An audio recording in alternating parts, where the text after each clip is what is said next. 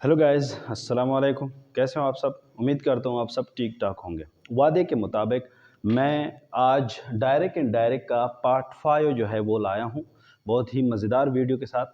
ये एक ज़बरदस्त और इंटरेस्टिंग टॉपिक है डायरेक्ट इनडायरेक्ट के अंदर। अक्सर जो एमसीक्यूज़ होते हैं टेस्ट में या फिर जब एग्ज़ाम पेपर आता है बोर्ड का, उसमें भी इस किस्म के सवालात जो है डायरेक्ट इनडायरेक्ट के वो बहुत सारे आते हैं। आज हम पार्ट 5 करने वाले हैं डायरेक्ट इनडायरेक्ट का, और उसमें हम इंट्रोगेटिव सेंटेंस के हवाले से बात करेंगे कि किस तरह एक इंट्रोगेटिव सेंटेंस जब डायरेक्ट में आता है उसको आपने इनडायरेक्ट में कन्वर्ट करना है और उनके रूल्स क्या होते हैं। उससे पहले आपने इंट्रोगेटिव सेंटेंस की पहचान करानी है कि एक इंट्रोगेटिव सेंटेंस बनता कैसे। ये सेंटेंस की एक टाइप्स है और ये बनता कैसे है। सही है, बहुत ही ईजी है। वीडियो को इन तक देखें क्योंकि आखिर तक बहुत सारे मनी खेज़ मवाद जो है वो इसमें शामिल है, तो आप इन तक वीडियो देखें, फिर अच्छे से आपको समझ आ जाएगी। और लेक्चर शुरू करने से पहले एक इल्तिजा है, एक रिक्वेस्ट है कि जो चैनल है इंग्लिश विद ताहिर सर, ये प्लीज़ सब्सक्राइब करें, साथ में बेल आइकन जो है वो भी दबाएं ताकि नई वीडियो की नोटिफिकेशन जो है वो आए। और इससे क्या होता है कि मुझे थोड़ी मोटिवेशन मिलती है और मैं आगे और भी इस तरह मज़ेदार वीडियो बनाता रहूँगा। तो डायरेक्ट इनडायरेक्ट पार्ट 5 जो है वो शुरू करते हैं। सबसे पहले हम जानने की कोशिश करते हैं कि ये जो हमारे साथ इंट्रोगेटिव सेंटेंस होता है, फॉर एग्जांपल सवालिया जुमला, ये इंट्रोगेटिव सेंटेंस होता क्या है, इसमें क्या होता है, मतलब इस किस किस्म का जुमला होता है। ये एक सवाल या जुमला होता है। सही है, यानी इसमें हम एक सवाल पूछते हैं, किसी से भी हम एक सवाल पूछते हैं। फॉर एग्जाम्पल मैं बोलो आपका नाम क्या है उर्दू में, ये सवालिया जुमला हुआ, इंट्रोगेटिव जुमला हुआ। व्हाट इज़ योर नेम, आप कहाँ जा रहे हो, वेयर आर यू गोइंग, और क्या आपने खाना खा लिया, क्या आपने नमाज पढ़ लिया। ये बहुत सारी ये जो सवालिया जुमले हैं इसको हम इंट्रोगेटिव सेंटेंस कहते हैं। सही है, इसमें हम सवाल पूछते हैं। अब सवाल पूछने के लिए इंग्लिश ग्रामर में हम दो तरह का जो है वो तरीका अपनाते हैं। सही है, एक इंट्रोगेटिव सेंटेंस में हम क्या करते हैं, स्टार्ट विद ऑक्सिलरी वर्ब, वो सवालिया जुमले जो ऑक्सिलरी वर्ब से शुरू होते हैं। आपने टेंसेस में पढ़े हैं ऑक्सिलरी वर्ब क्या है, is, are, am, do, does, did, has, had, have, will, shall, ये सारे ऑक्सिलरी वर्ब है, ये जो आपके टेंसेस में आते हैं। For example is, are, am present continuous में आते हैं। फॉर एग्जाम्पल मैं बोलूँ is he coming here, क्या वो यहाँ आ रहा है। इसी तरह आर जमा के साथ, तो ये सारे ऑक्सिलरी वर्ब है। जब आप ऑक्सिलरी वर्ब को या हेल्पिंग वर्ब को या मॉडल वर्ब को सब्जेक्ट से पहले लगाते हैं तो ये आपका बनता है सवालिया जुमला यानी interrogative sentence. Interrogative sentence end up होता है क्वेश्चन मार्क के साथ, सवालिया निशान इसके पीछे होता है। सही है, और जैसे फॉर एग्जांपल मैं उर्दू में बोलूँ कि क्या आपने खाना खाया है, have you eaten the meal. अब हैव मैंने यू से पहले लगाया, मतलब सब्जेक्ट से पहले ऑक्सिलरी वर्ब का इस्तेमाल होना इंट्रोगेटिव सेंटेंस बन जाता है। सही है, और इंट्रोगेटिव सेंटेंस जब ऑक्सिलरी वर्ब से शुरू होते हैं यानी हेल्पिंग वर्ब से शुरू होते हैं, उसका जवाब सिंपल यस नो में होता है। आप रीजन नहीं दे सकते, बस इनका जवाब आप सिंपल येस नो जो बोल के ना इसका जवाब दे सकते हैं। फॉर एग्जांपल में हैव यू रीच्ड, क्या आप पहुंच चुके हो, यस, अगर नहीं तो नो। यानी ऑक्सिलरी वर्ब से स्टार्ट होने वाले इंट्रोगेटिव सेंटेंस आपके साथ यस या नो में सिंपल आप इसका आंसर दे सकते हैं। ये तो एक कैटेगरी हो गई इंट्रोगेटिव सेंटेंस की। दूसरी कैटेगरी हमारे साथ जो है वो है WH टर्म्स के, यानी बहुत सारे सेंटेंस है जो WH से शुरू होते हैं। अब WH क्या है भैया, वो भी देख ले। जिस तरह why, who, what, where, home, when, how, ये WH टर्म्स वाले जुमले भी इंट्रोगेटिव सेंटेंस होते हैं। ये क्या होता है कि जब आप से कोई इस किस्म का जुमला पूछे कि why are you coming here, who are you, what is your name, where are you going, इस तरह के जुमले आप सिर्फ इसका जवाब सिंपल येस नो में नहीं दे सकते, आपको इसकी रीजन बतानी होगी। ये जवाब एक डिटेल आंसर जो है वो होता है इसका। It can't be answer with simple yes no, सिर्फ हाँ या नहीं में इनका जवाब नहीं होता। ऊपर तो हमने पढ़ा कि ऑक्सिलरी वर्ब में हाँ या ना में जवाब होता है, लेकिन यहाँ हाँ या ना में जवाब नहीं होता। सही है जी। फॉर एग्जाम्पल मिसाल देखें, आर यू कमिंग हेयर, अब ये ऑक्सिलरी वर्ब के साथ है ये जुमला, इसका जवाब मैं सिंपल यस या नो में दे सकता हूं। क्या आप यहां आ रहे हो, अगर आ रहे हो तो यस, अगर नहीं आ रहे हो तो नो, इट्स ओके, जवाब हो गया। लेकिन अगर आपसे ये सवाल कोई पूछे, why are you coming here, आप यहाँ क्यों आ रहे हैं, इसको आप डबल इंट्रोगेटिव भी कह सकते हो इस जुमले को, जिसमें ये वाई या हु या व्हाट आते हैं ना, ये डबल इंट्रोगेटिव भी है। क्यों? क्योंकि देखो सब्जेक्ट से पहले ऑक्सिलरी वर्ब भी लगा है। वाई ऑलरेडी एक सवालिया जो है निशान पैदा करता है, लेकिन अगर आप ऑक्सिलरी वर्ब का वो देखें तो सब्जेक्ट से पहले आर लगा हुआ है तो डबल इंट्रोगेटिव हुआ। Why are you coming here, एक तो आप आ रहे हो, ठीक है जी, इसका सवाल पूछा जा रहा है कि आप आ रहे हो कि नहीं। एक क्यों आ रहे हो, उसका जवाब भी वाई जो है वो आपसे पूछ रहा है, तो इसका जवाब सिंपल यस नो में नहीं हो सकता। ये थे इंट्रोगेटिव सेंटेंस, ठीक है जी, कि ऑक्सिलरी वर्ब के साथ शुरू होते हैं जिसका जवाब सिंपल यस नो होता है, और एक होते हैं WH के साथ जिसका जवाब आप यस या नो नहीं दे सकते, बल्कि एक डिटेल आंसर आपको देनी पड़ेगी। ये इंट्रोगेटिव सेंटेंस की एक छोटी सी पहचान थी। अब जाते हैं कि अगर इस किस्म के जुमले आपके साथ आपको नरेशन में चेंज करवाने हो, to change it into indirect narration, इनकी क्या रूल्स है, आपने करना क्या है। करना कुछ नहीं है, सिंपल चंद चीजें हैं वो आपने नोट करनी है। डायरेक्ट नरेशन में से, सेड, इस तरह के जुमले आते जैसे ही सेज, ही से, दे से, ही सेड, ये से या सेड को आपने कन्वर्ट करना है आस्क या आस्क्ड का। अगर प्रेजेंट टेंस है तो आस्क लगाना है, अगर सेड यानी पास्ट टेंस है तो आस्क्ड लगाना है, सही है। He asked, he said to me, he asked me, ये इस तरह कन्वर्ट होगा। आगे एग्जाम्पल के साथ इंशाल्लाह आपको समझ आएगी। अच्छा, ये तो हो गया, से या सेज या सेड को आपने आस्क या इंक्वायर, ये भी आप इंक्वायर मॉडर्न एडवांस इंग्लिश है। ही इंक्वायर्ड मी, उसने मुझसे पूछा, ही आस्क मी, आस्क जो है वो इंग्लिश है लेकिन इंक्वायर्ड मॉडर्न यानी एडवांस इंग्लिश में आता है, लेकिन आप आस्क लगाए ये ठीक है। उसके बाद remove commas and put conjunction, जो डायरेक्ट सेंटेंस में आपके साथ कामा होते हैं, ये देख सकते हैं इन्वर्टेड कामा है, सही है, ये कामा को आपने हटाना है और यहाँ पे आपने कंजंक्शन लगाने हैं। क्या लगाने हैं? कंजंक्शन।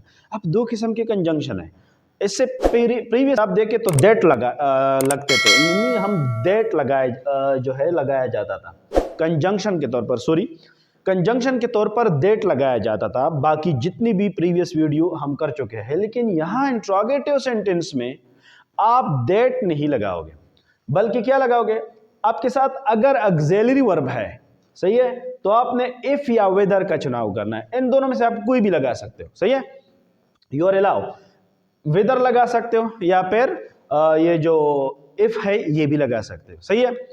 अगर आपके साथ इंट्रोगेटिव सेंटेंस में WH वाला फिगर आ रहा है, for example why are you going, where are you going, ये चीजें आ रही है, तो आपने उसी चीज को ही लगाना है, सही है, कोई इफ वेदर नहीं लगाना, बल्कि क्योंकि वो ऑलरेडी एक कंजंक्शन भी है। ये जितनी भी आप यूज कर रहे हो, ये सेंटेंस के बीच में भी आप यूज कर सकते हो एज अ कंजंक्शन।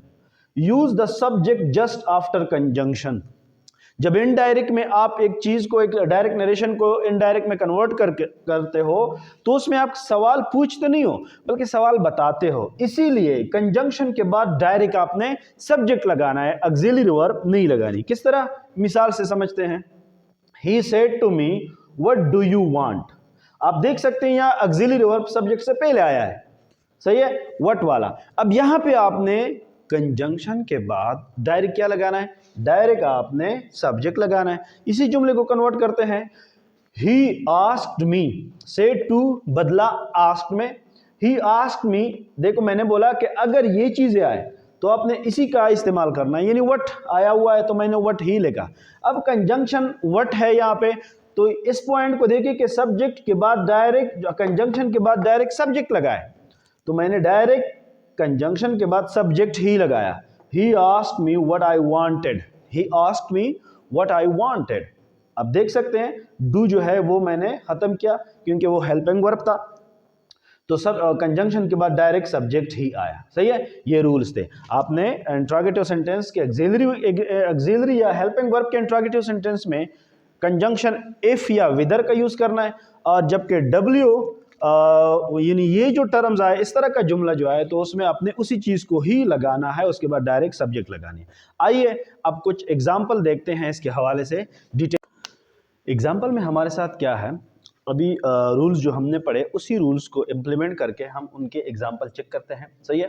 कि किस तरह अगर सिंपल ऑक्सिलरी वर्ब पे जुमला बने तो आपने ऑक्सिलरी वर्ब को हटा के इफ या विदर लगाना है, और किस तरह अगर WH वाले वाई वेयर व्हाट पे जुमला बने तो उसी को लगाकर डायरेक्ट उसके बाद सब्जेक्ट पुट करना है। सही है, एक चीज़ नोट कर ले, डायरेक्ट नरेशन में क्या होता है कि जो सवाल डायरेक्टली आपसे पूछा जाता है आप उसी को शो करते हो।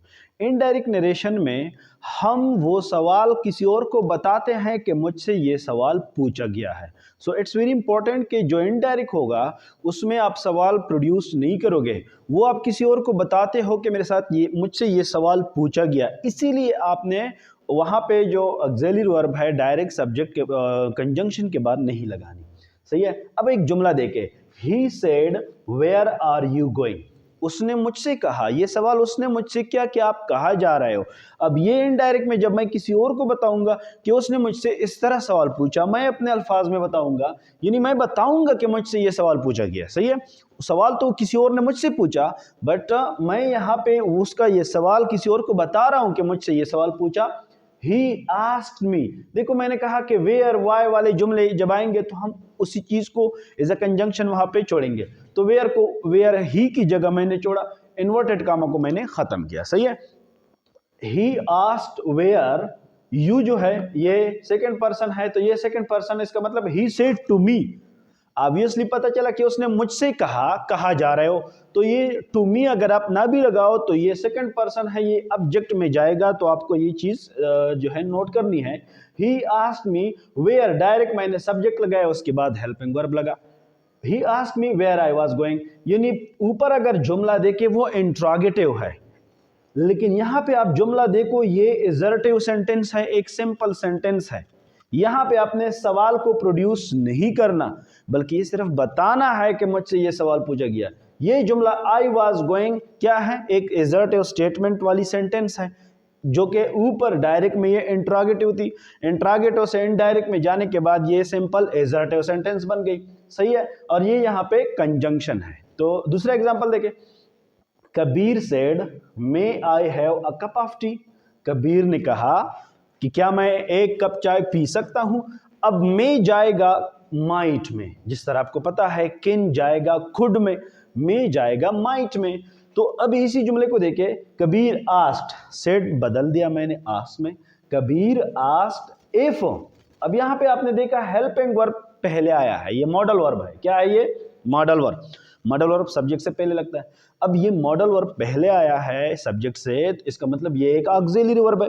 अब इसी ऑक्सिलरी वर्ब को रिमूव करने के लिए मैंने इफ या फिर विदर का सहारा लेना है, जो कि इज अ कंजंक्शन होता है। यहाँ पे Kabir asked if he might have a cup of tea, I जो है फर्स्ट पर्सन है, फर्स्ट पर्सन कबीर के साथ जाएगा। कबीर का नाम लिखने की बजाय मैंने उनके लिए एक प्रोनाउन यूज किया, ही।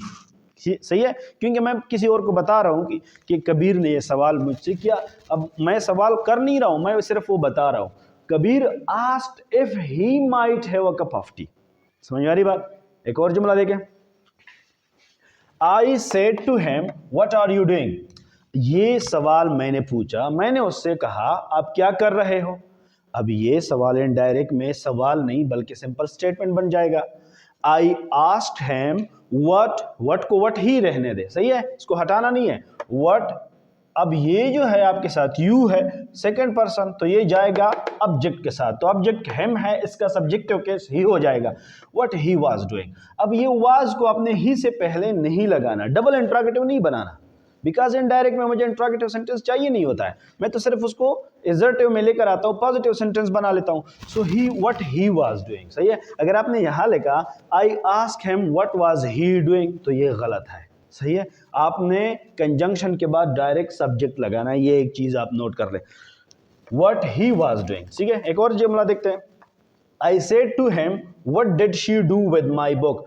देखिए जो टेंसेस का मैंने बताया था, टेंसेस को आपने नोट करने हैं, एक किस टेंस को किस टेंस में जो है इनडायरेक्ट में लेके जाना है, वो चीज नहीं भूलना। यहां पे सिर्फ फोकस कर रहा हूं मैं आपके इंट्रोगेटिव सेंस पे। I asked him, sorry, I said to him what did she do with my book? मैंने उससे कहा कि लड़की के हवाले से बात हो रही कि उसने मेरे किताब के साथ क्या किया। अब इसी को कन्वर्ट करते हैं, I asked him what he जो है यहाँ पे आया है, I asked him what she had done with my book. Now you are confused. Why I used had instead of did? मैं बता चुका हूं कि पास्ट इंडेफिनेट को मैं पास्ट परफेक्ट में लेके जाऊंगा। आप प्रीवियस वीडियो देख लें। एक और जुमला, she said to her friend will you go home. उसने अपने दोस्त से कहा कि क्या आप घर जाओगे। अब हर फ्रेंड ऑलरेडी एक लड़की है, यानी शी प्रोनाउन है वो भी, ठीक है जी। एक लड़की है, उसने अपनी सहेली से कहा क्या आप घर जाओगे, इसका इंट्रोगेटिव। अब विल मैं बता चुका हूं पार्ट 4 में कि वुड में जाएगा, ठीक है जी। अब यहां पे आप देखें, ये भी ऑक्सिलरी वर्ब है, सब्जेक्ट से पहले आया है। She asked her friend, auxiliary verb वाले जुमले इफ या वेदर से रिप्लेस की जाती है।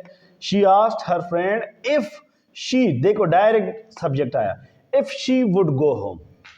किस तरह मैंने विल को वुड में कन्वर्ट किया, वो चीज भी इसमें आई और साथ साथ में इफ या वेदर का भी यूज हुआ। और ये भी यूज हुआ कि कंजंक्शन के बाद डायरेक्ट सब्जेक्ट लगा, यानी इंट्रोगेटिव से पॉजिटिव बना और विल वुड में चला गया। बाकी जुमला तो गो होम उसी तरह ही है, सही है। He said have you done your work. एक और जुमला है, उसने कहा कि क्या आपने काम किया है, यानी हैव यू डन, क्या तुमने या क्या आपने अपना काम किया है। यू का मतलब सेकंड पर्सन है, ये जाएगा आपके ऑब्जेक्ट के साथ। अब यहाँ पे ही सेड मैंने लिखा, ऑब्जेक्ट मैंने मेंशन नहीं किया, लेकिन ये ऑब्वियस बात है कि जो ऑब्जेक्ट है वो मी है, मतलब वो मुझसे कुछ पूछ रहा है, तो ये इसी तरह कुछ हो जाएगा। He asked whether I had या if I had done my work. You can use any one of them. He asked whether I had done my work या he asked if I had done my work. ये present perfect tense है, ये चला गया अपने past perfect में। Past perfect में आपके साथ दो टेंस आते हैं, एक तो प्रेजेंट परफेक्ट टेंस और एक पास्ट इंडेफिनिट टेंस। अगर डायरेक्ट नरेशन में आपके साथ प्रेजेंट परफेक्ट टेंस आया रिपोर्टेड स्पीच में, वो भी आप पास्ट परफेक्ट में लेके जाओगे। अगर डायरेक्ट नरेशन की रिपोर्टेड में आपके साथ पास्ट इंडेफिनिट आया, उसको भी आपने पास्ट परफेक्ट में लेके जाना है। जैसे यहाँ पे have you done your work, past perfect tense है, चला गया if I had done my work, past perfect में। लेकिन ऊपर ये प्रेजेंट परफेक्ट है, ये पास्ट परफेक्ट, ऊपर एक टेंस था ये वाला पास्ट इंडेफिनिट, डिड इस्तेमाल हुआ है तो पास्ट इंडेफिनिट है, तो ये भी जाएगा हेड में, यानी पास्ट परफेक्ट में ये भी जाएगा। तो ये कुछ सेंटेंस थे डायरेक्ट इंट्रोगेटिव सेंटेंस के हवाले से कि किस तरह आपने इंट्रोगेटिव सेंटेंस को डायरेक्ट इनडायरेक्ट में कन्वर्ट करना है, उनके रूल्स क्या है, सही है। रिपीट कर रहा हूँ, वाई, वेयर, व्हाट, WH वाले जिसका जवाब आप सिंपल येस नो में नहीं दे सकते बल्कि रीजनेबल आंसर आपने देनी है। वो जुमले जब डायरेक्ट में आते हैं उसी को इनडायरेक्ट में कन्वर्ट करने के लिए आपने वही कंजंक्शन लगाने हैं, उसके बाद डायरेक्ट जो सब्जेक्ट होता है उसको यूज करना है।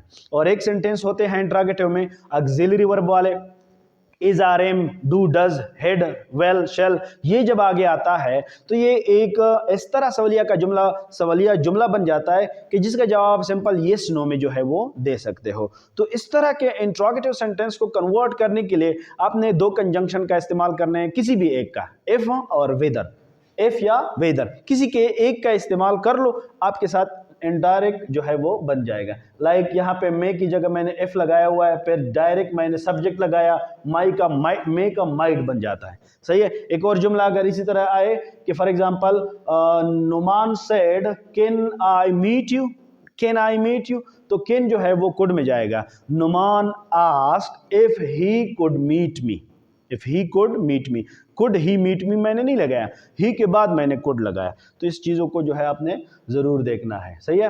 और ये से एग्जाम्पल जो है इसको बार बार आप देख लें, 2 बार वीडियो देखें, इंशाल्लाह उम्मीद करता हूँ आपको समझ आ जाएगी। और साथ साथ में ये वीडियो शेयर भी करें, लाइक भी क्या करें और कमेंट भी क्या करें। जो आपके टॉपिक है वो टॉपिक भी आप मुझे बताया करें कि सर इस चीज़ के ऊपर आप बात कर लें, मैं कोशिश करूँगा कि उसी के मुताबिक वीडियो बनाऊँ। लेकिन ग्रामर बहुत बड़ा वास्ट फील्ड है और हर एक पॉइंट को हम इंशाल्लाह कोशिश करेंगे कि हम डिस्कस कर ले, ताकि आपके इंग्लिश ग्रामर का या इंग्लिश स्पीकिंग का जो मसला हो वो हल हो, सही है। इजाज़त चाहिए, अल्लाह हाफिज़।